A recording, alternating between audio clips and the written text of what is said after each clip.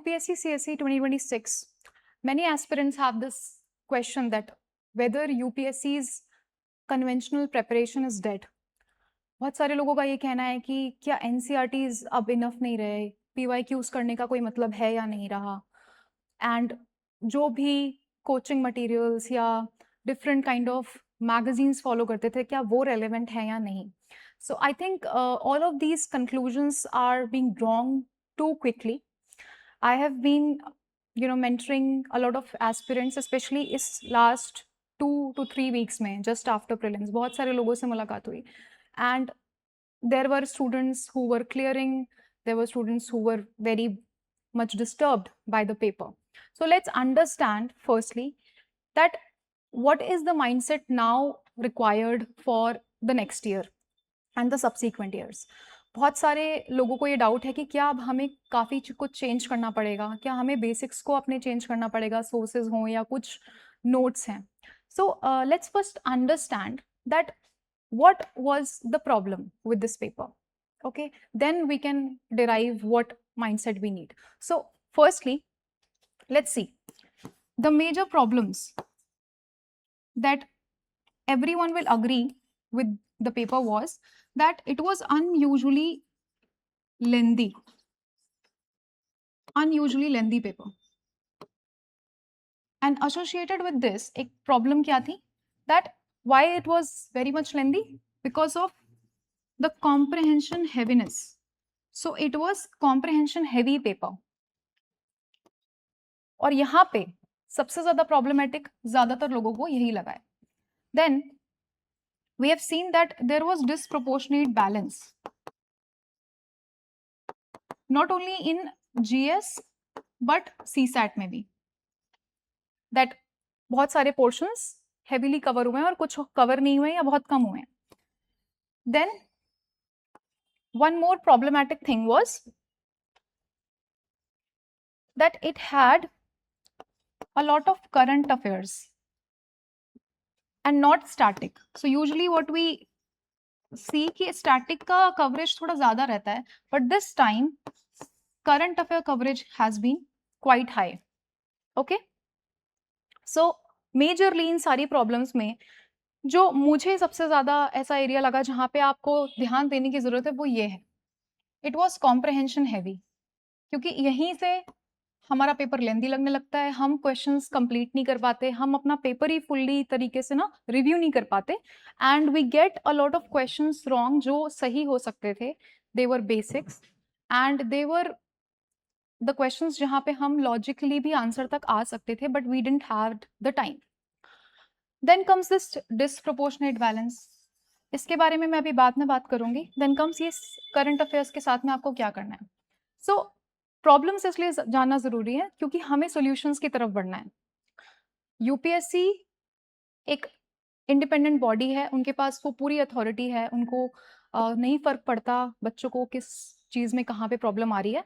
They will set the paper according to their will. तो हम उनको नहीं चैलेंज कर सकते हैं. Basically we need to focus on solutions जो हम कंट्रोल करते हैं और हम फॉलो कर सकते हैं फॉर आवर सब्सिक्वेंट अटेम्प्ट्स, वो चाहे पहला हो, दूसरा हो, तीसरा हो. ठीक है. सो लेट्स सी कि अब इन प्रॉब्लम्स को हम कैसे सॉल्व कर सकते हैं, रादर इनमें से कौन सी प्रॉब्लम्स ऐसी हैं जिन्हें हम पहले से ही प्रिवेंट कर सकते हैं कि वो आए ना हमारे लिए at least. Okay, so let's understand firstly कि कौन सा माइंडसेट सबसे पहले इंपॉर्टेंट है. Stop looking for predictability. See the commission has repeatedly evolved its question style. आप लास्ट 10 years के पेपर्स उठा के देख लें, इंडिपेंडेंटली पर ईयर आपको दिखेगा कैसे क्वेश्चन की स्टाइल चेंज हो रही है, कैसे कभी कॉन्सेप्चुअल हैवी क्वेश्चंस ज़्यादा होते हैं, कभी फैक्चुअल ज़्यादा हो जाते हैं, कभी वो ऑप्शंस में चेंजेस कर रहे हैं. तो ये सारे changes, but the problem with us is हमने बहुत सारे क्वेश्चंस ऑलरेडी देखे हुए हैं, कोचिंग इंस्टीट्यूट ने कवर कर दिए थे, तो हमें वो स्ट्रेंजर वाले क्वेश्चन लगते ही नहीं है. हमें वो लगता है कि हमने देखा हुआ है, they are we have been comfortable to all these questions, तो हम वो एनालिसिस उस तरह से कर ही नहीं पाते हैं independently. But however I would suggest कि आप एक पेपर को इंडिविजुअली पहले देखें and then you do the trend analysis, तभी आपका वो एनालिसिस प्रॉपरली कंप्लीट होता है. अगर आप कि पेपर के साथ नहीं कर पा रहे हैं तो आप दूसरे पेपर्स उठा लें यूपीएससी के, CDS, CAPF, different kind of papers, और वहां पे आप देख सकते हैं. Although it's a very heavy process and it needs an independent thinking. तो वो अभी जैसे डेवलप नहीं हुई है तो आप अभी ना करके हम बाद में देखेंगे कैसे करना है. But the point here is that commission ऐसा पेपर सेट ही नहीं करता है कि आप प्रिडिक्ट कर पाओ.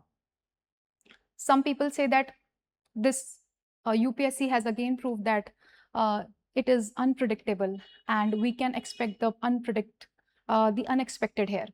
But see, आप ये चीजें बार बार भले रिपीट कर दें, बच्चों को comforting feel हो जाएगा. And every year this happens just after prelims, that 1 week, 1.5 week goes in just acknowledging the emotions of aspirants just to gain their trust again and sell various types of courses. But the fact and the reality is that you need to understand कि commission की demand क्या है, commission चाहता क्या है, और वो paper ऐसा क्यों बनाते हैं.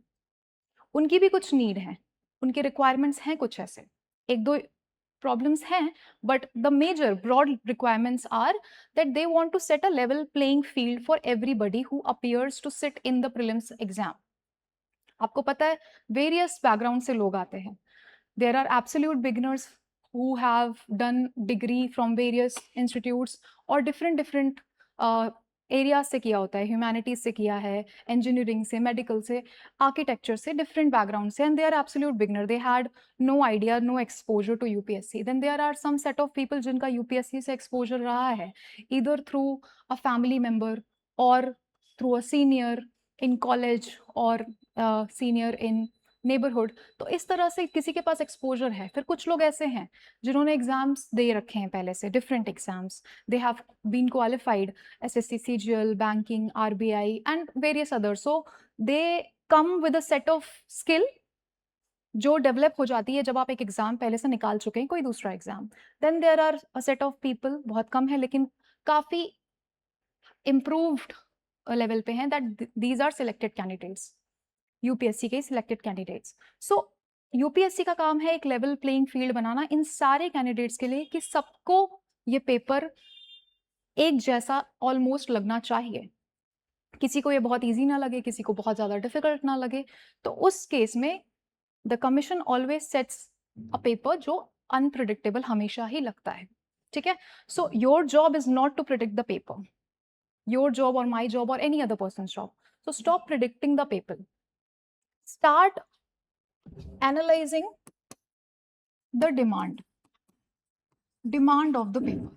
प्रीलिम्स के पेपर में क्या टेस्ट होता है आपका? प्रीलिम्स के पेपर में टेस्ट होता है आपकी अडेप्टेबिलिटी,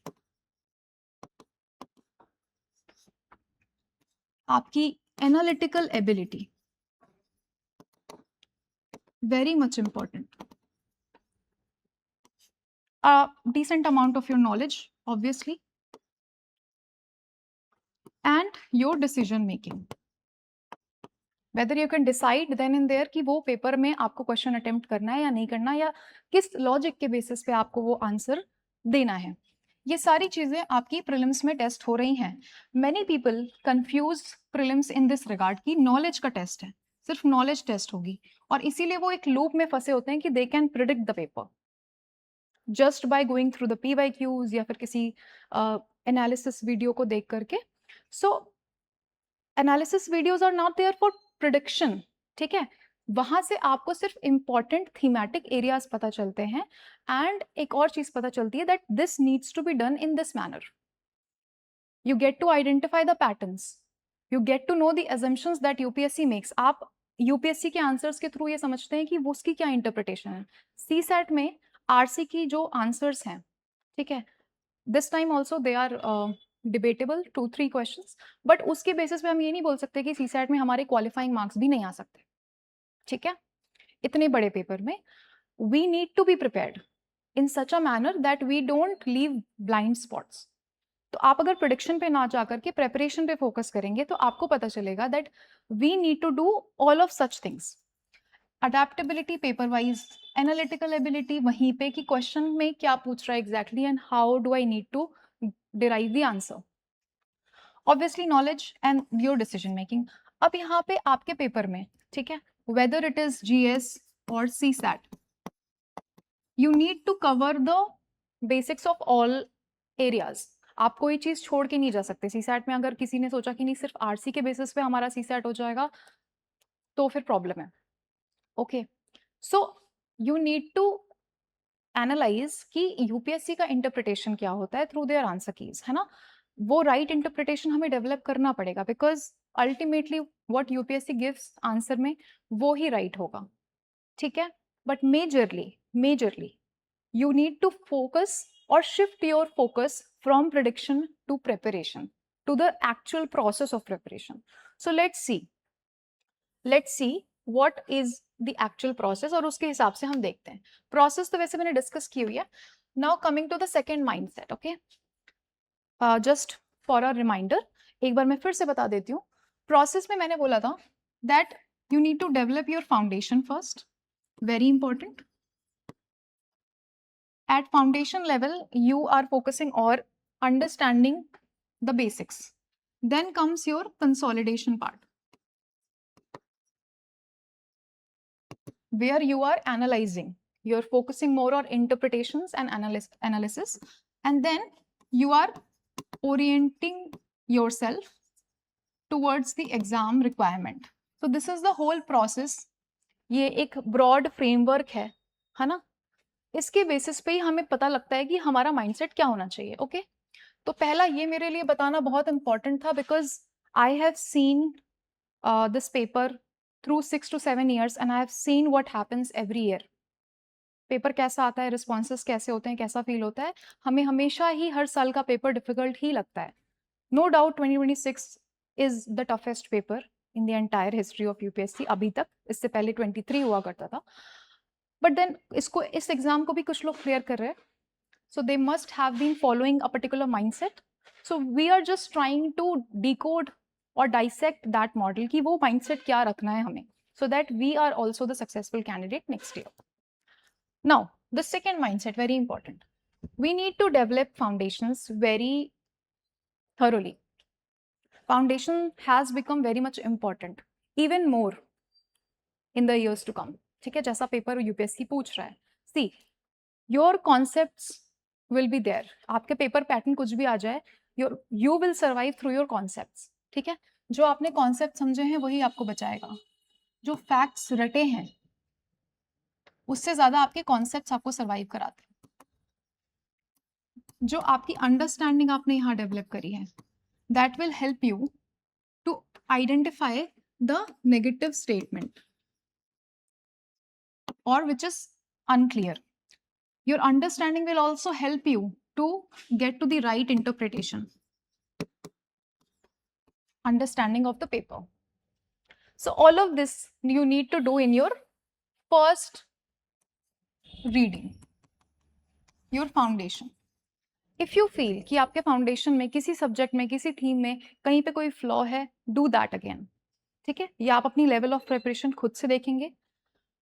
आपको कितना भी बुरा लगे, कितना भी फियरफुल लगे वो पेपर, बट आपको एक बार पेपर उठाना पड़ेगा प्रीलिम्स का अगर आपने दिया है। If you are an absolute beginner, you must focus from right now on your understanding through this foundation की फर्स्ट रीडिंग में आपकी चाहे जितना टाइम लगे, स्लो हो जाए, बट आपको अंडरस्टैंडिंग पे फोकस करना है। कोई भी चीज आप कर रहे हो वो कितना ज्यादा एग्जाम से लिंक्ड हो पा रही है, are you able to understand how it is important for your prelims, for your mains and indirectly for your PT as well. ठीक है, वो अंडरस्टैंडिंग आपको फाउंडेशन के टाइम पे ही डेवलप करनी है। सारे सब्जेक्ट्स के बेसिक कवर करने हैं। Do not leave blind spots. ठीक है, नाउ बिकम अ थिंकर। ठीक है, what happens, we focus a lot on reading. ठीक है, रीडिंग किस लिए इंपॉर्टेंट है? Because we need to acquire knowledge, we need to acquire a lot of information. So information accumulation के लिए reading ठीक है, knowledge के लिए that is fine, but this is not sufficient. What is more required? Second is your thinking से you develop understanding, very important. जो understanding की मैं बात कर रही थी, आप पढ़ते हो एक चैप्टर, ठीक है, आपने आर्टिकल 13 पढ़ लिया है ना, स्टार्टिंग के आर्टिकल्स आप पढ़ रहे थे, but how do you know कि उसकी अंडरस्टैंडिंग इन टोटल कैसी है? क्वेश्चन आ जाता है तो क्या आप उसे टैकल कर पाएंगे या नहीं कर पाएंगे, whether what is included in it और व्हाट इज नॉट। ठीक है, तो आपकी थिंकिंग आपको हेल्प करेगी ये अंडरस्टैंडिंग डेवलप करने में। Then comes your practice, very important. इस प्रैक्टिस में you are solving a lot of questions, it can be your PYQs, it can be your tests, but you need to solve because here you need to be in that zone जहाँ पे आपको exam like environment feel हो, where you are in an environment जहाँ पे आपको ये लग रहा है कि ये क्वेश्चन अगर रैंडमली मेरे सामने आता है, how am I going to get to the answer, knowledge basis पे हो, अजम्पशन करके, लॉजिक लगा के, किस भी तरह से आपको आंसर पे पहुंचने के लिए कितना करना होगा, and then how many questions are you getting right. So here you also need to focus on your accuracy. आपकी एक्यूरेसी हर दिन इंप्रूव होनी चाहिए। इफ इट इज 55 to 60%, आपको उसे 65% लेके जाना है। 65 पे पहुंच गए, 70% लेके जाना है। And for some papers, not papers, subjects, जैसे आपके पॉलिटी हो गई, इकोनॉमी हो गई, if you feel that your economy is strong, then उसमें आपको ट्राई करना है कि 80 to 90% एक्यूरेसी अपनी लेके जानी है। ठीक है, दिस इज रिगार्डिंग प्रीलिम्स, अभी मेंस पे भी आएंगे। ये हो गई आपकी प्रैक्टिस। नाउ एक और very important thing is your analysis, और better word is reflection. You need to reflect on whatever you have done. Reading के थ्रू जो आपने नॉलेज एक्वायर करी, क्या वो आपको याद है? So you are actually testing your attention when you reflect. Thinking के टाइम पे जो आपने अंडरस्टैंडिंग डेवलप करी थी, has it helped you to solve more number of question? Has it helped you in getting more accuracy? ये reflection, और जो आपने क्वेश्चन सॉल्व किए उनकी भी एनालिसिस। ठीक है, तो आपने इसमें सारी चीजों पे रिफ्लेक्ट कर लिया, आपकी रीडिंग, थिंकिंग, प्रैक्टिस, इन सब पे। Okay, so this is your process in terms of approaching your entire productivity area. ठीक है, आप इसको पूरे दिन में भी डिवाइड कर सकते हो। जैसे आपको दिन में अपने रखना है ना कि मुझे दिन में कैसे स्लॉट्स होने चाहिए, you can divide your slots accordingly, कि थोड़ी मेरी रीडिंग ही होनी चाहिए, थोड़ी थिंकिंग होनी चाहिए, थोड़े टाइम के लिए मुझे प्रैक्टिस भी करना है, एंड देन मुझे रिफ्लेक्शंस भी अपने करने हैं अपनी प्रेपरेशन पे, जो भी चीजें मैंने करी। So you need to be a thinker. ठीक है, इस थिंकर बनने के थ्रू ही आपको समझ आएगा कि इसकी क्या इंपॉर्टेंस है।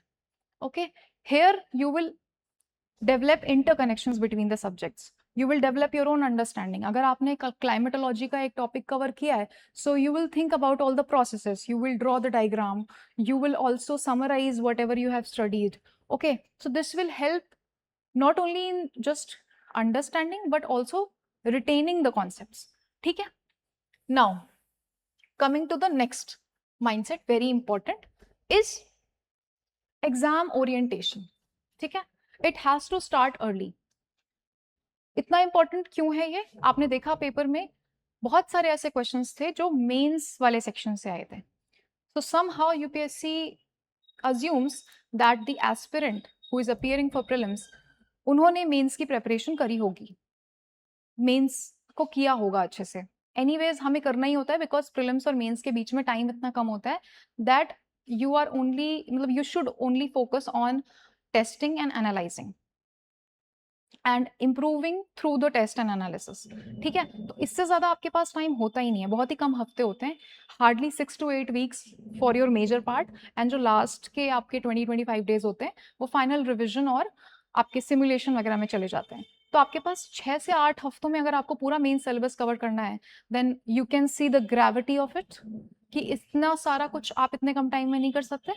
सो एग्जाम ओरिएंटेशन, चाहे वो मेंस हो या प्रीलिम्स हो, आपको जल्दी करना पड़ेगा, वेरी इंपॉर्टेंट। तो अभी जैसे प्रीलिम्स का भी है, if you feel that your aptitude has not developed yet, आपको अभी क्वेश्चन समझ नहीं आते हैं, यू फील पैनिक, आपका कॉम्प्रहेंशन वीक है, ठीक है, very saddening in this paper that comprehension की वजह से अगर पेपर नहीं कर पा रहे हैं तो बहुत बुरा लगता है, बिकॉज इतनी मेहनत करी, सारी चीजें पढ़ी समझी, बट सिर्फ क्योंकि कॉम्प्रहेंशन की स्पीड कम थी, इस वजह से पेपर को हम ढंग से अटेम्प्ट नहीं कर पाए। लेकिन अब क्या कर सकते हैं इसमें, हमें अपना कॉम्प्रहेंशन डेवलप करना पड़ेगा। सो प्रीलिम्स पे अभी से यहाँ पे हमें क्वेश्चंस करने पड़ेंगे कुछ, और इन्हें हमें करना होगा टाइमर लगा के। और पॉसिबली कम टाइम में. So here if you feel that आपका comfortably, for example you are picking 10 questions of PYQs and वो कंफर्टेबली 7 to 8 मिनट्स में हो जा रहे हैं, then you need to challenge yourself and do it within 5 to 6 minutes. Okay, so जैसे जैसे आप अपने आप को चैलेंज करते हो, जैसे प्रीलिम से पहले भी मैंने बताया था that paper needs to be done in iterations, 2-3 iterations. Because I was doing papers in 2-3 iterations, so उसकी वजह से ही ये वाला पेपर जो 26 का पेपर था, ये मेरा 2 आइटरेशंस में हो पाया. टाइम ज्यादा लगा डेफिनेटली पहले आइटरेशन में, 1.5 आवर लग गया, but still I had 20-25 minutes time to review whatever has been there, मतलब लेफ्ट जो भी हमने छोड़ा था फर्स्ट आइटरेशन में, कि सेकेंड आइटरेशन में देखने का समय है. जब तक आपके पास रिव्यू का टाइम नहीं होता, आप कॉन्फिडेंटली मार्क ही नहीं कर पाते, फिर आप रिस्क ले रहे हो बहुत ज्यादा. हमें अपने रिस्क को थोड़ा कम करना है. रिस्क एपेटाइट होना अच्छी बात है, लेकिन रिस्क एपेटाइट से फायदा भी तो होना चाहिए. रिस्क एपेटाइट से एक्यूरेसी अफेक्ट नहीं होनी चाहिए, इंप्रूव होनी चाहिए. ठीक है, इस वजह से अगर आप कॉम्प्रहेंशन स्पीड डेवलप करना चाहते हैं तो अपने आप को चैलेंज करें, कम टाइम में पेपर सॉल्व करने की कोशिश करें. आपके दिमाग पे ना जोर पड़ेगा कि मुझे थोड़ा जल्दी समझना है इस स्टेटमेंट को, लंबी लंबी स्टेटमेंट्स हैं, मुझे जल्दी कॉम्प्रहेंड करना है, मेरी स्पीड के साथ में उसको समझने की शक्ति बढ़नी चाहिए. ओके, सो प्रीलिम्स की तो मैंने एक इसलिए बता दी बिकॉज प्रीलिम्स अभी तक ज़्यादा फोकस में था. Now mains very important. जैसे अब मेंस क्योंकि आपको करना है, you have seen questions from ethics, questions from economy, जो कमिटीज वाला क्वेश्चन था. आप मेंस की तैयारी करते हैं तो आपको पता होता है ये कमिटीज इंपॉर्टेंट है, इनको हम यहाँ कोट कर सकते हैं, ये एरियाज इंपॉर्टेंट हैं. सो मेंस का फोकस आपको करना चाहिए that you are finishing your mains by December 26 और January 27. Possibly try to do this by December only, क्योंकि आपको प्रीलिम्स पे भी शिफ्ट होना है. Many people struggle with CSAT, तो CSAT को भी टाइम देना पड़ेगा, है ना. अभी से ही आप सारी चीजें एक साथ नहीं कर सकते. अगर मैं बोलूँ कि मेंस भी करना है, प्रीलिम्स में GS भी करना है, CSAT भी करना है, इतनी सारी चीजें मैनेज नहीं हो पाएंगी, बिकॉज मेंस में भी you have GS and optional, and GS में भी इतने सारे सब्जेक्ट्स. तो हमें थोड़ा सा कैटेगराइज करना पड़ेगा, प्रायोरिटाइज करना पड़ेगा यहाँ पे. ठीक है, तो एग्जाम ओरिएंटेशन में आपने ध्यान देना है that whatever you are studying, okay, चाहे वो फाउंडेशन के टाइम पे हो, चाहे वो आप you are thinking, you are processing the information. So processing is the actual differentiator as I said. तो अगर आप वहीं पे उसी स्टेज पे सोचते हो that why is it important for mains, how can I use it in my answers, क्या मैं इंट्रो में, क्या मैं बॉडी में, कहीं पे सब्सटैंशिएशन में, आर्ग्यूमेंट में कीवर्ड्स वगैरह यूज कर सकता हूँ या नहीं. तो एट द सेम टाइम ये ऐसा कुछ नहीं है कि ये सारी चीजें एकदम सिलोज में चल रही हैं, they are actually operating simultaneously. Okay, it can be different for different subjects. आपके अलग अलग लेवल्स हो सकते हैं. फॉर एग्जाम्पल हिस्ट्री में आपका लेवल 1 और 2 पे है, आपका पॉलिटी में लेवल 5-6 पे है, okay, on a 0 to 10 scale. तो आपको देखना पड़ेगा, हर एक सब्जेक्ट में आपकी डिफरेंट अंडरस्टैंडिंग होगी, you will play accordingly. Fine, so exam orientation पे आपको फोकस करना है from very early stage, so that last में जाके you are only focusing on practice and analysis. ठीक है, एनालिसिस में क्या करना है, एनालिसिस के थ्रू आपकी रिविजन हो जाएगी और इंप्रूवमेंट्स भी हो जाएंगी. Now coming to the fifth mindset, you need to learn the skill of analysis. Analysis का मतलब बहुत सारे लोगों को रहता नहीं कैसे करनी है एनालिसिस, क्या करना है एनालिसिस में. सी, आपको एक एग्जाम क्लियर करना है, राइट. ये एक एग्जाम है, एग्जाम का कुछ ना कुछ बेसिक होता होगा, कोई मेथड होता है, राइट. वो चीजें समझना. सबसे पहले व्हाट इज द डिमांड, क्या है इसकी डिमांड. जैसे प्रीलिम्स की अभी हमने डिस्कस करी ना, प्रीलिम्स में क्या चीजें टेस्ट हो रही हैं, सिर्फ नॉलेज तो टेस्ट नहीं हो रही है, और क्या चीजें टेस्ट हो रही हैं, कैसे टेस्ट हो रही हैं. तो ये तो आपने डिमांड है, और ये कैसे समझोगे आप, ये आप PYQs जब एनालिसिस करते हो तब समझते हो. PYQs में doing PYQ analysis in theme wise manner, year wise manner and doing the trend. तो ये एक एक्चुअली लेवल वाइज होता है, ऐसा नहीं कि अचानक से हो जाएगा, आप अचानक से सिर्फ पेपर उठा के कर लोगे. Somebody asked this to me कि मैम पेपर वाइज करें या थीम वाइज करें.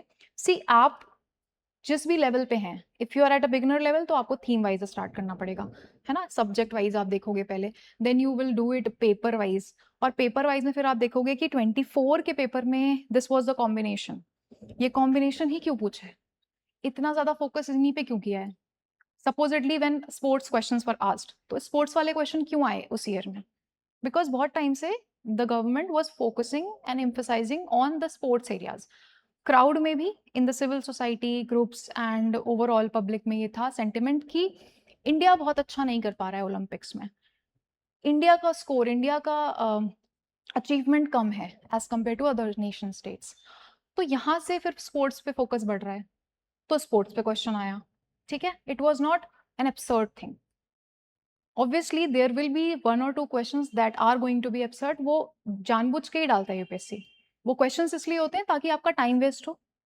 आप उस पर परेशान हो या फिर आप पैनिक मोड में जाओ, तो एक तरह से वो आपकी क्या टेस्ट कर रहे हैं यहाँ पे, your resilience, your adaptability is being tested, कि क्या आप उस क्वेश्चन को देख के घबरा जाते हो या उस क्वेश्चन से मूव ऑन करके आगे बढ़ जाते हो, अगर कोई क्वेश्चन इतना ही रैंडम आया जैसे यूएन पीस कीपिंग मिशन वाला आया था, नहीं जरूरत है उसको अटेम्प्ट करने की, you can skip that question, उस क्वेश्चन को छोड़ के बाकी क्वेश्चन करोगे, उससे भी आपका कट ऑफ क्लियर हो जाएगा, so you need to pick your questions, सिर्फ सी सेट में ही ऐसा नहीं होता, जीएस में भी होता है, that you need to pick whatever is suitable for you. That's why I repeatedly say that UPSC का अपना एक कोड है, that is U code, and there is another code which is your code, that can be said I code. जैसे एक code आपको crack करना है, ठीक है, if you are trying to solve this entire paper, ठीक है, एक आपका U कोड हो गया यूपीएससी का और एक I, जब तक ये दोनों नहीं होंगे ना, आप सोच लो कि सिर्फ एग्जाम को मैं समझ लूं, नहीं, अपने आप को समझना पड़ेगा आपको, what is working for you, what's not working for you, आप प्रीलिम्स में, मेंस में, हर जगह पे आप देखोगे कि मेरे लिए क्या वर्क कर रहा है, जैसे फॉर एग्जांपल मेंस में भी you will see that if intros are your strength, intro बहुत अच्छा आप लिखते हो, तो कहीं ना कहीं इंट्रो को आपको ऐसा करना है कि हर एक पेपर में आपका इंट्रो अच्छा होना चाहिए, it has to stand out from the crowd, वहीं से शायद आपको 0.5 मार्क्स, 0.5 मार्क्स ऐसे करते हुए ओवरऑल मार्क्स आपके इंप्रूव हो जाएंगे, ठीक है, so you need to leverage your strength, fine, तो इस पेपर में भी, प्रीलिम्स में भी आपको अपने क्वेश्चंस ढूंढने हैं, जब आप पीवाईक्यूज भी देखोगे यू विल सी कि मेरे कौन से क्वेश्चंस हैं, मैं कौन से क्वेश्चन सॉल्व करता, कितने करता, तो मेरी एक्यूरेसी आ जाती 65 to 70%, और मेरे इतने अटेम्प्ट से आराम से मेरा कट ऑफ क्लियर हो रहा था, ठीक है, सो अगर आपने सीएसई वाले बहुत कर लिए हैं, ठीक है, तो मैं कहूंगी कि आप दूसरे जो एग्जाम्स हैं, जो दूसरे एग्जाम्स यूपीएससी कराता है, सीडीएस, सीएपीएफ, जियो साइंटिस्ट, उनके पेपर्स के क्वेश्चंस उठा लो, ठीक है, and do this analysis, then comes your mains, ठीक है, मेंस में क्या टेस्ट हो रहा है यहाँ पे, मेंस में the expression is being tested, आप कितना ज्यादा एक्सप्रेस कर पाते हो अपने आप को according to the demand of the question, right, so you need to develop a very good decent skill of articulation of your thoughts as per the demand, तो यहाँ पे आपको कई सारी चीजें आपको देखनी पड़ेगी कि आपकी डिमांड मीट हो रही हो, इस क्वेश्चन में क्या पूछा है, then your articulation is according to the question, and you are using your strengths, वो कोई भी स्ट्रेंथ हो सकती है, your strength can be value addition, जो आप करंट लिंकेजेस देते हैं या बेस्ट केस स्टडीज देते हैं, आपकी स्ट्रेंथ हो सकती है कि आप वे फॉरवर्ड बहुत अच्छा लिखते हैं, आपने कमिटीज वगैरह के सजेशंस अच्छे दिए हुए हैं, you are not only just giving surface level analysis, आप डीप एनालिसिस देते हैं, ये आपकी स्ट्रेंथ हो सकती है, तो वो आइडेंटिफाई करें, ये सारा काम आप कहाँ करते हैं, जब आप एनालिसिस करते हैं, ठीक है, ये एनालिसिस आप कहाँ से करेंगे, ये एनालिसिस आप करेंगे क्वेश्चंस के थ्रू, ठीक है, प्रीवियस ईयर क्वेश्चंस, सिलेबस देखेंगे, तो जो सिलेबस और पीवाईक्यू की मैपिंग में कहती हूँ, जो बार बार कहती हूँ, दिस गोज साइमल्टेनियसली, ऐसा नहीं है कि ये एक बार करके खत्म हो गया, ये आपको करते रहना होगा, it is an evolutionary process for you, जैसे जैसे आप आगे बढ़ते जाओगे आपको खुद रियलाइज होगा कि अब मेरी अंडरस्टैंडिंग बेटर हो रही है एग्जाम को लेकर के, अब मेरे को थीम समझ में आ रहा है, अब मुझे ये समझ में आ रहा है कि ये क्वेश्चन पूछा तो क्यों पूछा, you'll develop an awareness about your state, national, international level, की आपको समझ आएगा कि ये क्वेश्चन कैसे इंटरलिंक्ड है, आपको आंसर लिखने में भी आसानी होगी और क्वेश्चन क्यों आया ये समझने में भी आसानी होगी, ठीक है, तो ये समझना बहुत जरूरी है to get to the analysis part. Now coming to the next, very important, in fact the most important, especially deriving from this paper, कोई भी पेपर कभी भी जब डिफिकल्ट आता है, ठीक है, आपको पता है that there will be some number of people who are going to qualify. So what differentiates their approach from the people who could not unfortunately qualify? This is actually emotional resilience.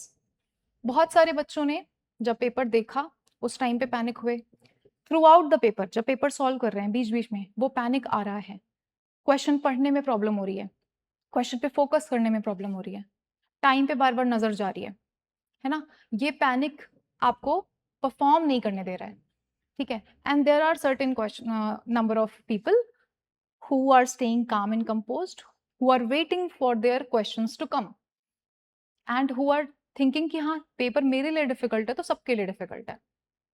हम सब same boat में ही हैं जब हम paper दे रहे हैं.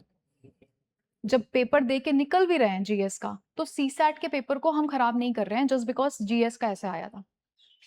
आई have seen very closely such persons जिनका GS का स्कोर बहुत अच्छा आया है, they are scoring in the range of 90s and 100s, but CSAT गड़बड़ करके आए हैं. क्यों? क्योंकि पेपर 1 देकर आए तो सिर्फ उसके बारे में सोच रहे थे, किसी से बात नहीं करी, सोच रहे थे, या किसी ने बात भी करी और सीसैट में जाकर के भी बहुत हाफ माइंडेड होकर के पेपर दिया. They almost gave up in the paper CSAT के टाइम पे, और सीसैट की वजह से फिर उनका प्रीलिम्स रुक रहा है जो कि अच्छा खासा आराम से निकल सकता था अगर सीसैट ठीक हो जाता. तो यहाँ पे प्रॉब्लम कहाँ आ रही है? प्रॉब्लम आ रही है कि आप अपने इमोशंस को रेगुलेट नहीं कर पा रहे. आप अगर अपने इमोशंस को रेगुलेट कर लेते तो चाहे जैसा भी जीएस का पेपर जाता, पहले तो जीएस के पेपर में आप पैनिक होता, एक्नॉलेज दैट पैनिक, पैनिक होगा कोई बात नहीं, बट पैनिक से वापस नॉर्मल स्टेट में आना कि ठीक है कोई बात नहीं, सबके लिए पेपर डिफिकल्ट है, let's focus on the question, let's focus on the statement, what is being asked.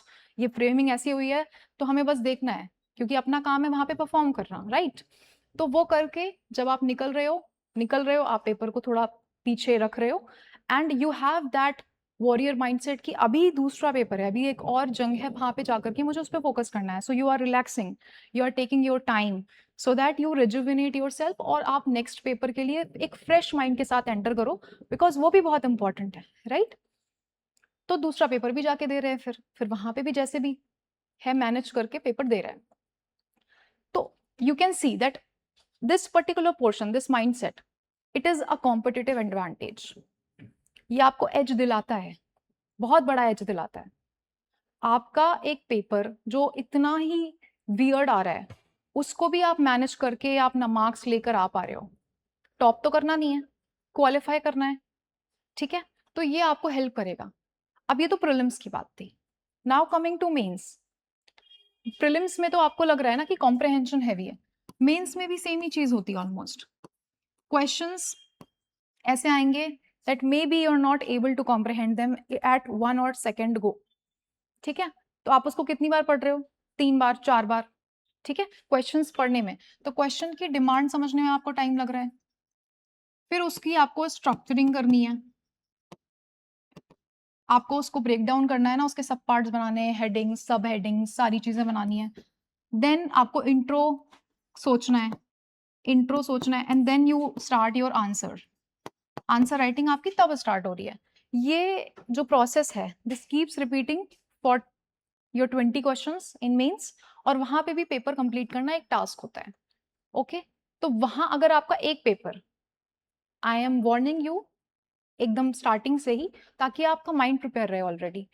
जैसा प्रीलिम्स में हुआ कि आप जीएस देकर आए फिर सीसैट गड़बड़ कर दे रहे हो, मेंस में भी क्या है, जीएस आपने दिया या फिर ऐसे ऐसे दिया आपने, अगर ऐसे का पेपर गड़बड़ हुआ तो आप जीएस और जीएस 2 के लिए रिवीजन में आपको प्रॉब्लम आएगी, आप फोकस नहीं कर पाओगे. देन जीएस अगर ऐसे ठीक है, जीएस 1 में आपको प्रॉब्लम आई, then may be you will carry that past baggage to GS 2 का पेपर, फिर जीएस 2 से जीएस 3, 3 से 4 ऐसे करके.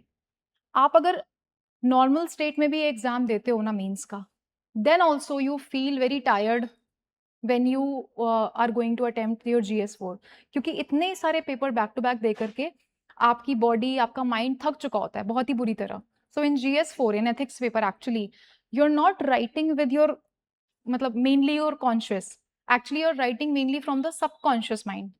तो जो आपने अक्यूमुलेट किया है ओवर द टाइम, आपने जो भी ट्रेनिंग करी है अपनी माइंड की, वो हेल्प करता है आपको आंसर लिखने में। नॉर्मल सिचुएशन में आप वो अटेम्प्ट ही नहीं कर पाओगे, आप इतने थके हुए होते हो। सो अगर आप ये देखो कि नॉर्मल स्टेट में आपको ये अप्रोच में प्रॉब्लम आ रही है, तो अगर आप इमोशनली रेजिलिएंट नहीं होगे, अगर आप अपने इमोशंस को रेगुलेट नहीं कर पाओगे, then how will you attempt that? Means में you have a lot of paper, everybody knows that, 5 papers in the first weekend, 4 paper second weekend, और ये एकदम बैक टू बैक हो रहे हैं। आपको रिविजन करने का भी प्रॉपर टाइम नहीं मिलता, आपको जाकर के पेपर अटेम्प्ट करना है, 3 घंटे एट स्ट्रेच आपको बैठ के लिखना है। ओके, सो फॉर दैट, मैं बार बार एग्जाम की बात इसलिए कर रही हूँ because you are preparing for an exam, we don't need to forget that. In fact we need to remind our selves back to back कि ये एग्जाम देना है, ये प्रोसेस के थ्रू गुजरना है, इसलिए मुझे प्रिपरेशन करनी है और इस तरीके से करनी है। ठीक है, that I need to focus on my understanding, I need to focus on the analysis part, I need to apply it. So what is the process? Again, मैं अगर शॉर्ट में जो हमने डिस्कस किया था वो क्या चीजें थी, आप कुछ भी पढ़ते हो, देयर इज इंफॉर्मेशन, उस इंफॉर्मेशन से आप अंडरस्टैंडिंग डेवलप करते हो। ठीक है, आप अंडरस्टैंडिंग डेवलप करते हो, इस अंडरस्टैंडिंग के through you do your analysis. Analysis एकदम पहले नहीं हो जाएगा, ये भी एक रीजन है। जो बहुत लोग पूछते हैं ना कि एनालिसिस हमसे तो नहीं हो रहा, हमें नहीं समझ में आ रहा क्या होता है एनालिसिस। आपको पहले ये काम करना पड़ेगा, ये दोनों चीजें, इंफॉर्मेशन आपने देखी, आपने उसे समझा एग्जाम ओरिएंटेड मैनर में, जो एग्जाम ओरिएंटेशन है वो आपने जल्दी स्टार्ट कर दी, और फिर आप एनालिसिस कर रहे हो, तब आप कर पाओगे actually, and it will gradually increase. And then very important, ये तो आपकी मेन प्रेपरेशन थी, ये पूरी आपकी प्रेपरेशन है। जो मेन इंपॉर्टेंट चीज वो आ रही है, ये है performance, your execution. Are you getting it? तो अगर ये सारी चीजें आप कर रहे हो along with being emotionally resilient, तब आपकी परफॉर्मेंस अच्छी होगी, तब आपका एग्जीक्यूशन अच्छा होगा, नहीं तो आपको एग्जीक्यूट करने में प्रॉब्लम आएगी। So many a times the problem is not with our strategy, the problem is not with our conventional approach. ऐसा कुछ नहीं है कि कन्वेंशनल जो भी इंपॉर्टेंट चीजें थी, फंडामेंटल्स जो करने हैं वो अभी भी करने हैं, स्टैटिक जो करना है वो अभी भी करना है। ऐसा नहीं है कि करंट अफेयर्स बहुत ज्यादा आ गए तो हम स्टैटिक छोड़ के करंट पे फोकस करने लगेंगे, और ऐसा भी नहीं है कि करंट नहीं आ रहा है, करंट से बहुत ज्यादा नहीं आ रहा तो हम करंट करेंगे ही नहीं। You need to have a balanced mindset.